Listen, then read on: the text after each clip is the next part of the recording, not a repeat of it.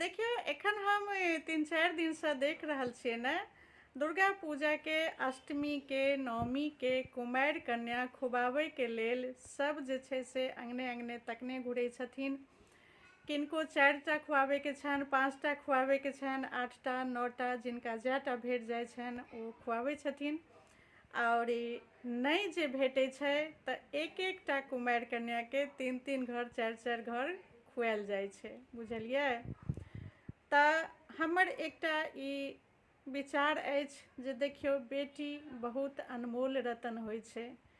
बेटी भगवान जिनका घर दै छथिन ने, ओ साक्षात भगवतीके दै छथिन, लक्ष्मी महारानीके दै छथिन। और ई बेटीके मान सम्मान भेनाइ बहुत ठमन देखै छियै, अगर बेटीके जन्म होइ छै ने तऽ परिवार बहुत दुखी भऽ जाइ छथिन, बुझलियै।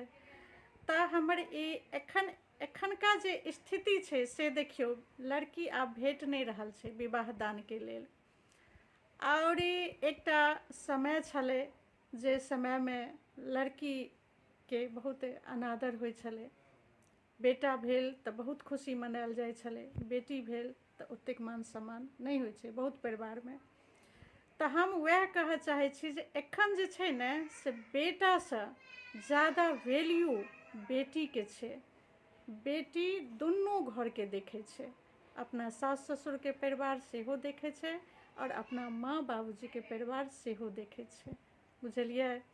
और पढ़ि लिख कऽ एतेक काबिल तो जरूर बनि जाइ छै जे अगर बेटी के एतेक पढ़ा लिखा दियौ ने तऽ ओ दुनू घर सम्हारि लै छै, माँ बाबूजी के बढ़िआँ देखै छै, सासो ससुर के बढ़िआँ देखै छै, अपन परिवार सेहो चलाबै छै, बाल बच्चा के सेहो लालन पालन करै छै। एतेक हिम्मत और एतेक हौसला आइ काल्हि के बेटी में होइ छै, बुझलियै। ताहि दुआरे बेटी के मान सम्मान भेनाइ बहुत जरूरी छै। किनको घर में अगर लड़की के जन्म हुए ने तऽ एतेक जरूर बुझियौ जे भगवान के विशेष कृपा भेल हन, तेँ हमरा लक्ष्मी महारानी घर में आयल हन, बुझलियै।